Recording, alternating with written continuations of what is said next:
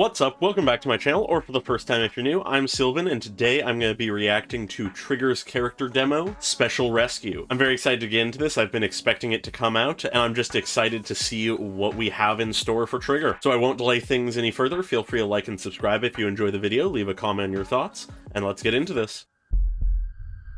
Trigger, come in. This is Soldier 11. Starting with Soldier 11 coming in, okay. There's a confirmed victim from the kidnapping case. Please locate her. Okay. Trigger, report your status. Copy. The victim has been located. Evac route is in place. I'm on remote Yeah, support. she would be scary. Where are you taking me? Let me go! I'm the reinforcement sent by your teddy bear Odie. He's busy driving now. I'll handle all the baddies. How did she know the name of it? It was on a tag. Roger. Of course she can't drive, but... The back are all yours. Roger, Commander Odie. Hurry up! Don't let them get away! Cool to see that she's good with Really know kids. how to take care of the baddies. Ooh, I can already tell I'm gonna love this.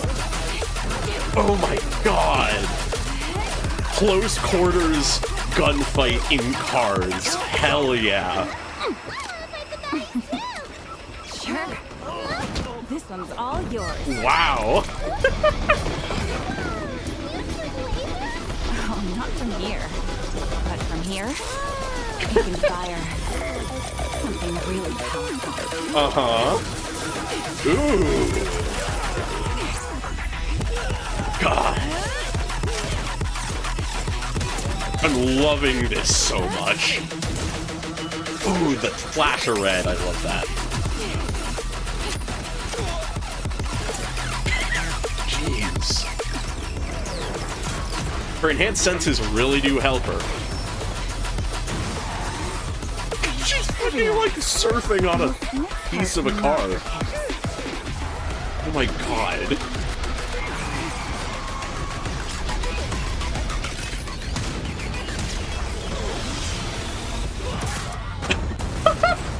She shot the bullet into the fucking missile launcher? Oh my god. Did my teddy bear turn into a person? This kind of magic doesn't last long. He's all back to normal now. That's okay. We made a promise. We'll always have each other's backs. I hope you find an Odie too! Mission accomplished. Let's head back and report. Didn't expect you to be so good with kids. Yeah. You had fun? Not really. It's just part of the job. I'm afraid Okay. your goggles are saying otherwise. Isn't that obvious?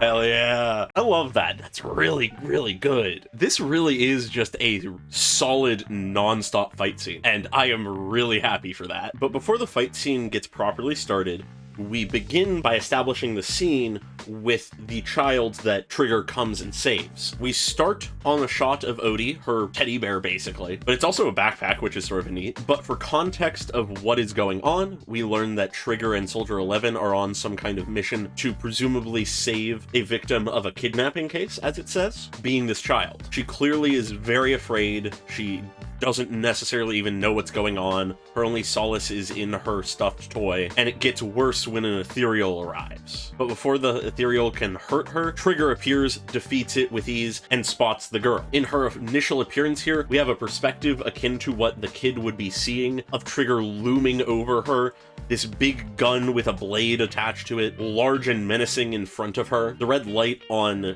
Trigger's goggles gives it a menacing air as well. Trigger first takes the time to inform Soldier 11 that she has found the victim. At first, the kid is clearly terrified, scared, not sure what's going on, begging to be let go, but clearly being very good with kids and also very observant to be able to pick up on details that would help calm this kid down. Presumably it's through her like ether sight that she has that she was able to pick up on what the name of the teddy bear is, but regardless, the exact means is unclear. Whatever it is, she figured out that the name of her teddy bear was Odie, and she basically uses the teddy bear as a means to comfort the child by leaning into the idea that such a thing is a comfort to the child, and therefore if she attaches her identity to the identity of Odie, it will more likely get the kid to trust her. So she says, "I'm the reinforcements sent by your teddy bear Odie," as she straps Odie into the driver's seat, because she doesn't need to be there. She can't drive necessarily, so she has whatever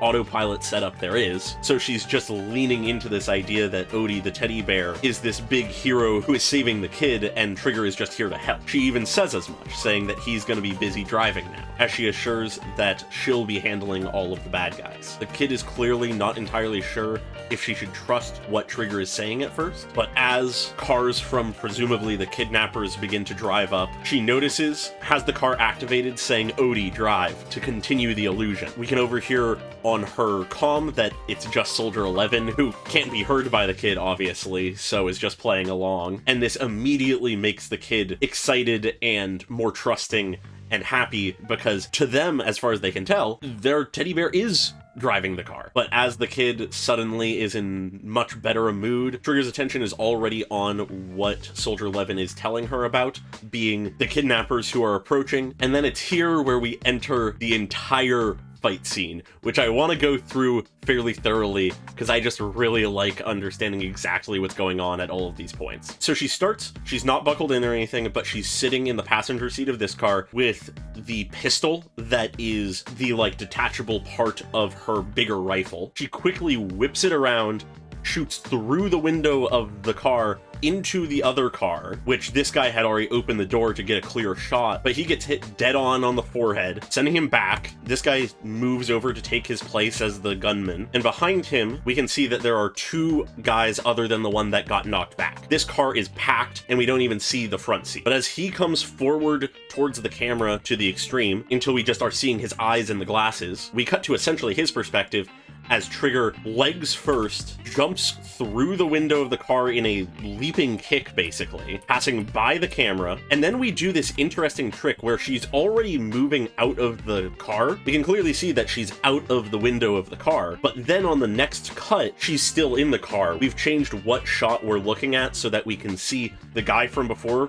and a guy on the roof ready to shoot her as she's coming out, so we effectively have jumped back a brief few seconds to more clearly see this guy jutting his gun towards the window as her feet just collide with him. This guy on the roof shoots. We hold this shot for a while. What I would assume is the shot from this guy on the roof passed directly under her, coming towards the camera. And then after holding this shot for a long time of her between the two vehicles, it speeds up as the camera begins to follow her. She moves into the vehicle through this kick. We cut again to have another angle of the impact of the kick. As we pull into the vehicle, she pulls out the rest of her rifle. There's the guy driving, a guy here, and another guy here. We know that there's at least two other guys in here. They raise their guns as the driver realizes what's going on. One of them shoots, the other one does as well, but she ducks. We follow her down. She comes to very point-blank range with this guy. He tries to back away, seems to just barely dodge the swing of the blade on her gun, only to stagger to try to get his footing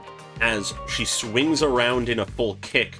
We cut before the impact to be behind the perspective of the guy on the roof, who has no idea what's going on now, only for the entire door to slam off with the force of the kick, sending this guy out of the vehicle. He bashes with the door into this side railing, hitting the road, tumbling back out of sight. We cut back into the vehicle. Trigger is already moving on this next guy. He tries to punch her, it would seem, but she just lands with another kick, seemingly having reversed her momentum from the last one. She then twists up alongside the momentum of this kick to dodge this shot from this guy in the passenger seat. He tries to adjust his aim, shoots again, but it presumably misses as she just keeps going.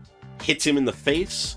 He comes flying past the camera as her blade arcs. She shoots at presumably that same guy, shoots pretty much straight towards the camera at, as far as I could tell, no one, unless the guy that she just shot stumbled more into the middle of the vehicle. But then she continues to twist, shooting the guy who's looking around to see what she's doing.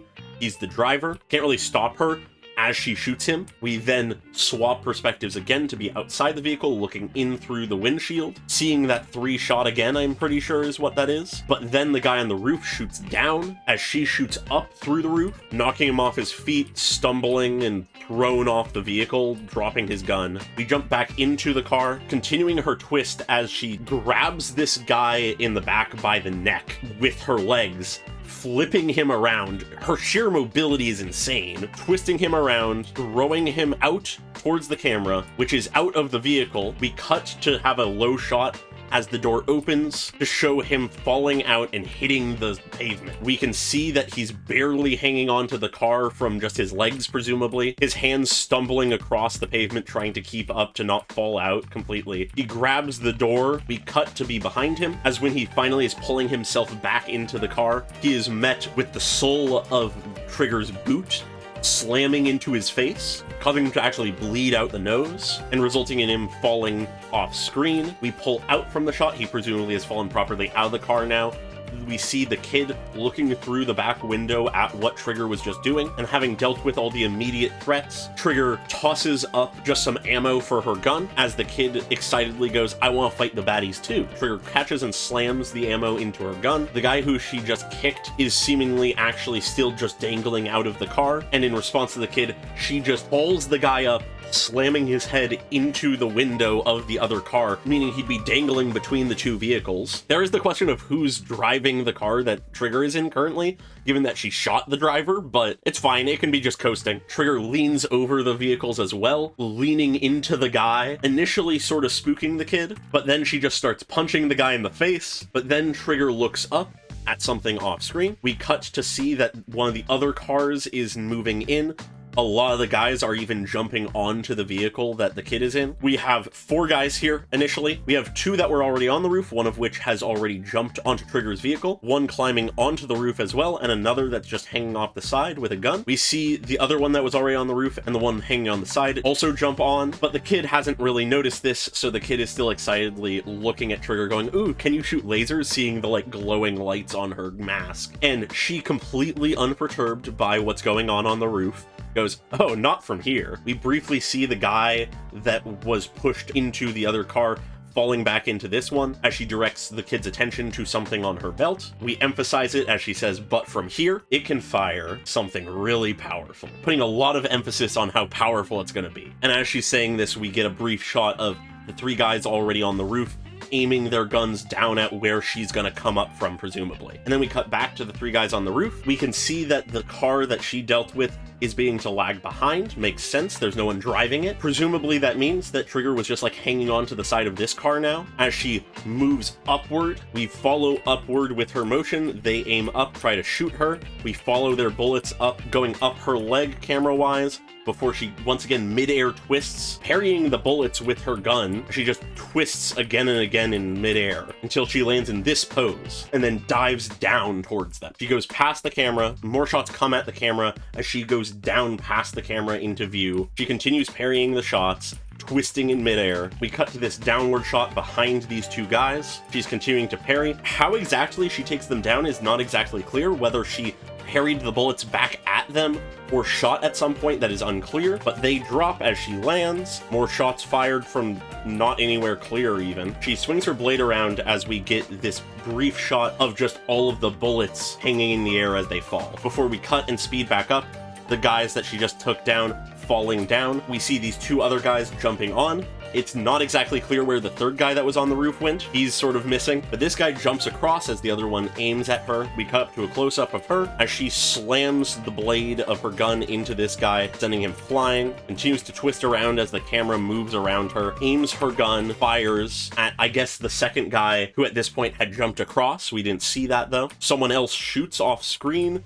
but she dodges another shot, comes low, aiming her rifle, shooting, knocking the guy off, before jumping as another guy comes into view in the bottom corner. He comes down, fires at him, taking him down immediately. Another guy jumps to the vehicle. Where all these guys are coming from, I guess they're all just crammed into that one car, or other cars, I guess. I'm pretty sure there were more than just 2 cars, but we don't see the exact means that these guys are coming in. She continues to twist, The guy swings a bat or something, but she intercepts him with her own attack, sending him flying again, but then shooting him in the process. And then something sort of odd happens, because between this moment and the next moment, we don't actually cut. We see this guy flying off. We have Trigger last as we saw her steadily on the car, but then we go forward and then she's dropping straight down suddenly. Seems a bit odd, not entirely sure what happens there for what she was doing, but it leads into her coming down into a low position, sweeping around. As she takes her weird crouched sniper stance that she does in-game, she fires a shot.